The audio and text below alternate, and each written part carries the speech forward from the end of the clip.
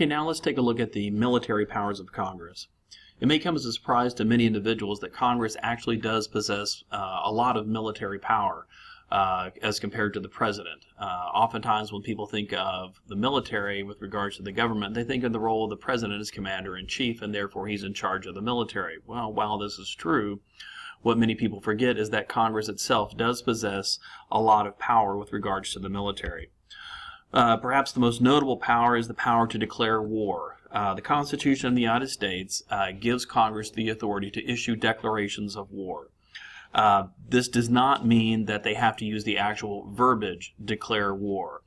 What is required is that some way, somehow, Congress approve major military operations. In fact, going back to the Quasi-War in 1798, Congress passed a bill that authorized the president to use the military to further commercial activity and to protect American commercial activity in the Mediterranean. So that was, in effect, a declaration of war, even though that verbiage was not used. So the key point here is that you shouldn't get hung up on the verbiage declare war. What is required is that Congress authorize major military operations. What's the difference or the dividing line between a major and a minor military operation? Well, there is no clear dividing line. These are political questions and are not legal questions. The next power of Congress is to control the military's budget. Congress decides how much money is going to be spent on the military, and Congress decides how the military will spend that money. Congress can decide what weapon systems to buy. Congress can decide how much money to spend on personnel. Congress can defund military operations it does not approve of. As an example, Congress effectively ended the war in Vietnam by cutting off funding for it. Congress has the authority, specifically the Senate has the authority, to confirm the civilian leadership of the military. For example, the Secretary of Defense. This individual or these individuals are appointed by the President, but they are subject to Senate confirmation. The Senate has the authority to confirm military officers. As previously mentioned, primarily that means really taking a hard look at generals and so forth. Lower level commissioned officers, the confirmation is perfunctory. Congress has the authority to make rules for the military. Congress has the expressed constitutionally granted authority to make rules to regulate the, quote, land and naval forces of the United States. So, while the President, as Commander-in-Chief, can issue executive orders that regulate the military, these executive orders have to be in line with what Congress says. Treaties. Treaty kind of appears in many of the slides. I mean, I've said that treaty is a legislative function because treaties can be law. Treaties are a diplomatic function because they impact foreign policy, but they're also military because a treaty could obligate the United States to engage in some sort of military operation. And then finally, Congress has the authority to issue the draft. Only Congress can order conscription, which is the requirement that individuals serve in the military whenever they are directed. Let's take a break from constitutional powers and think about the War Powers Resolution. The War Powers Resolution of 1973, sometimes incorrectly cited as the War Powers Act, was passed by Congress in 1973 in an attempt to reclaim power that it perceived that it had lost from the time period of 1930s up to the middle of the Cold War. War Powers Resolution has several provisions. First provision is notification. The War Powers Resolution requires that the President of the United States notify Congress whenever he begins to use the military in hostile operations where the military begins to be involved in conflict. He must notify the leadership of both houses within 48 hours. The President then has a 30-day operational window, a 60-day operational window in which to do what he thinks is appropriate. Then the War Powers Resolution grants to the President a 30-day window for withdrawal. So it's 60 days for operations, 30 days for withdrawal. It's not correct to say that the President can do what he wants for 90 days. That's not what the law says. It's 60 days for operations, 30 days for withdrawal. Well, what are Congress's options? Under the War Powers Resolution, they have several. Number one, they can do nothing.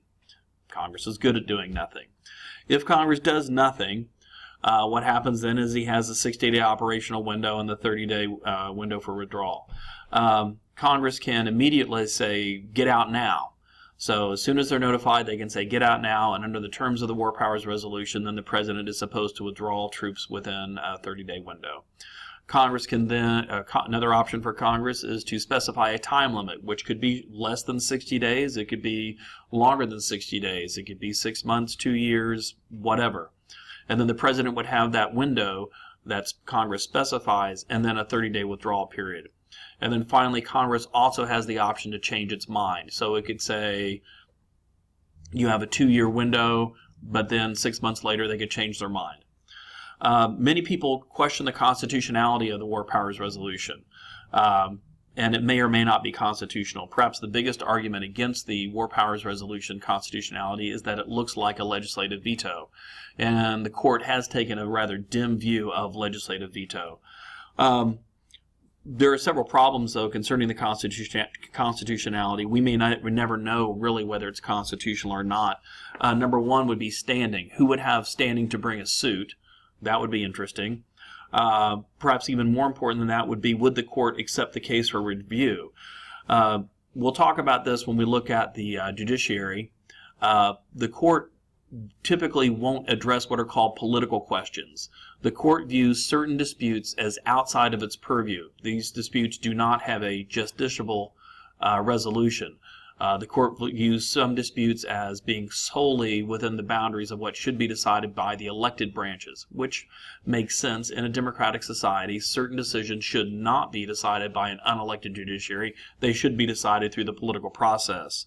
So the court very well may look at the decision whether a country should go to war or not as being a political question and not something that the judiciary should involve itself with.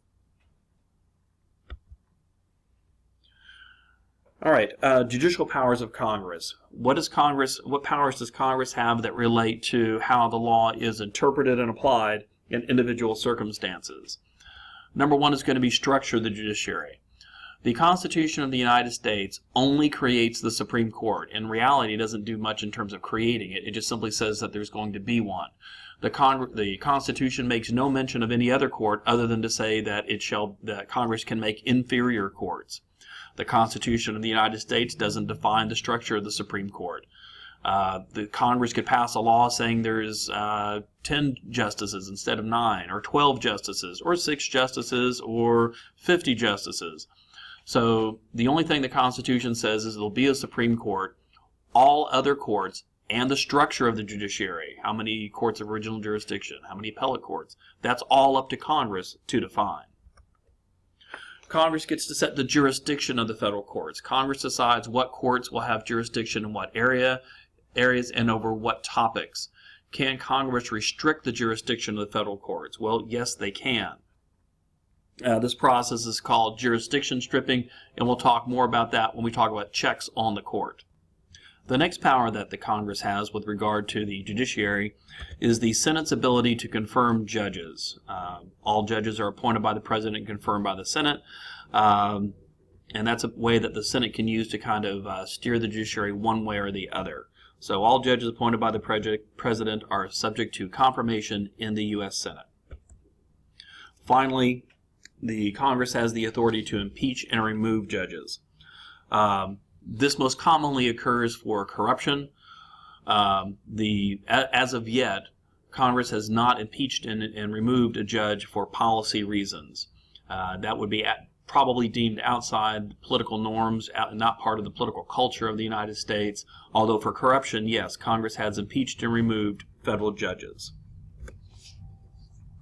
Let's talk about the relationship between the President and the Congress. The most important thing to think about is that it is a tense relationship by design. The Constitution created separation of powers.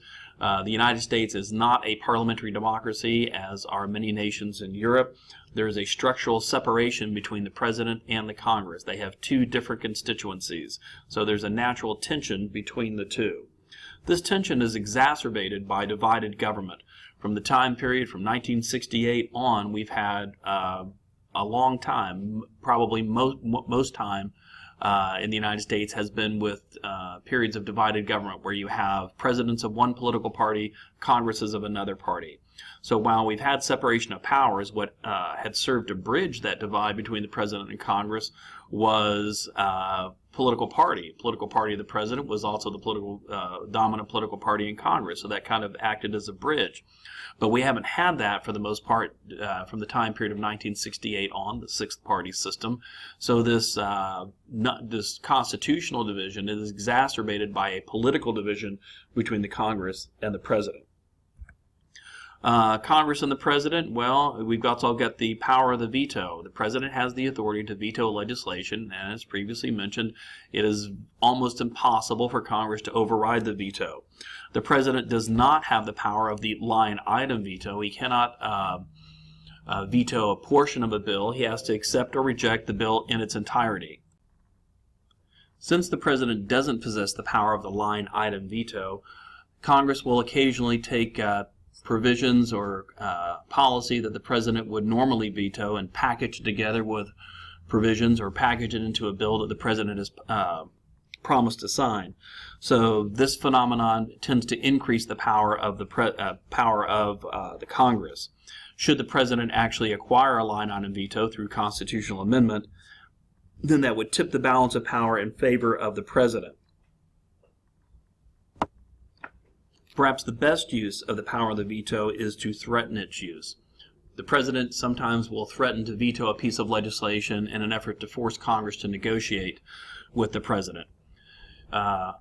It should be understood that the president doesn't typically sit around the White House waiting to receive legislation from Congress. The president is involved in the legislative process through his advisors, through his representatives such as special assistants and special counsel to the president. Those individuals are involved in the legislative process with Congress almost from the inception of a piece of legislation. And I've also said that many pieces of legislation actually originate in the White House and then are sponsored by a member of Congress. So the president is very involved in the legislative process.